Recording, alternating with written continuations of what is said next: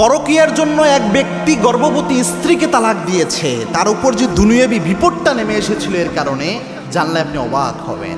এই যে পরকীয়ার ভয়াল থাবা কত নারীর জীবন যে ধ্বংস করে দেয়, এটার মারাত্মক একটা বাস্তব উদাহরণ আমাদের দেশে ঘটে যাওয়া। এক ভাই বলছেন যে সে তার স্ত্রী গর্ভবতী অবস্থা, এই অবস্থায় তার একটা পরকীয়ার সম্পর্ক ছিল।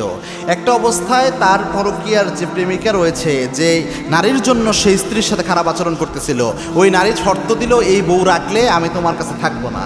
এবং এই প্রথম ওয়াইফ সে মেনে নিতে পারতেছিল না। মনে রাখবেন, একজন নারী একবেলা কম খেয়ে থাকতে পারে, একটু কম পরে থাকতে পারে, কিন্তু কোনো চরিত্রহীন স্বামীর সাথে মানসিক শান্তি নিয়ে থাকতে পারে না। এটা নারীদের নেচার বা বৈশিষ্ট্য, এটাকে আপনি পরিবর্তন করতে পারবেন না। এই জন্যে তার স্ত্রীও তো মনে কষ্ট পাচ্ছিল, তো বাধ্য হয়ে সে অনেক সময় রাগে ক্ষোভে যে যা তোকে রাখবই না, গর্ভবতী স্ত্রী সহ সে ডিভোর্স দিয়ে দেয়।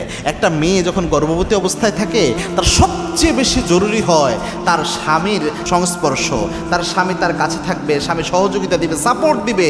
এটা জরুরি, মিনিমাম মেন্টাল সাপোর্ট প্রয়োজন, এটা জরুরি। এটা যে কত বড় স্ট্রাগল, পুরুষ মানুষদের পেটে বাচ্চা দিয়ে দিলে হয়তো পুরুষ মানুষ অনুভব করতে পারতো। একজন আলেম বলছিল, আমাদের পেটে যদি বাচ্চা দেওয়া হতো, রাগ করে বের হওয়ার সাথে সাথে মেরে ফেলতো। পেটে এত লাথি দিয়েছিস কেন, পেটে এত নড়াচড়া করছিস কেন? এটা কিন্তু মারাত্মক ভাই, এটা হাস্যকর কিছু না। এবং মনে রাখবেন, ওই ভাইয়ের ক্ষেত্রে যেটা হয়েছে, সে যখন এই বউ ছেড়ে দেয় বাচ্চা সহ, এই ব্যক্তি যখন বিয়ে করে, বিয়ের পর যে মহিলার সাথে পরকীয়া করে বিয়ে করলো, বিয়ের পরেও ওই মহিলা ওই ভাইকে সবসময় সন্দেহ করতে থাকতো। কেননা নিজে তো এসেছে একটা খারাপ সম্পর্ক করে স্বামীর ঘরে এসেছে, যার কারণে স্বামীর উপর তার কোনো বিশ্বাস ছিল না, শুধু স্বামীকে সন্দেহ করতো। এবং মানসিক অত্যাচার, সে বলছে আমার জীবনে আমি কোনো মানসিক শান্তি পাই নাই। আমার বউ চলে যাওয়ার পর, ছেড়ে দেওয়ার পর, তারপর থেকে যে দ্বিতীয় বউ নিয়ে আসলাম, যাকে পেলে আমি অনেক সুখী হব মনে করলাম, আমার সারাটা জীবন কেটেছে একটা পর্যায় পর্যন্ত মানসিক অশান্তিতে।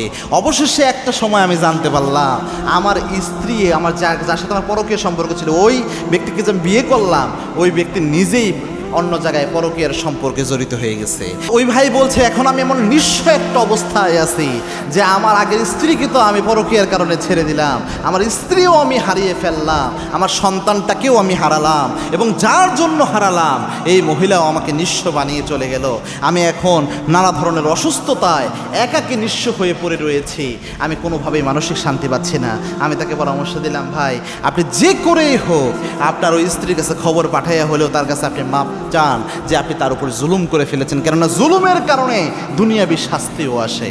এবং কি স্পষ্ট ঘোষণা হলো, আজ জুলমু জুলমাতুন ইয়াউমাল কিয়ামাহ, যারাই জুলুম করুক না কেন, জুলুম কিয়ামতের দিন অন্ধকার হয়ে যায়। আরেকটা বর্ণনা অনুযায়ী বোঝা যায়, জুলুমের জন্য দুনিয়াতেই আল্লাহ ধরে। জালেমদের ব্যাপারে আল্লাহ গাফেল না। আপনি জুলুম করবেন আর আল্লাহ এমনিই ছেড়ে দিবে, ব্যাপারটা এত সহজ নয়।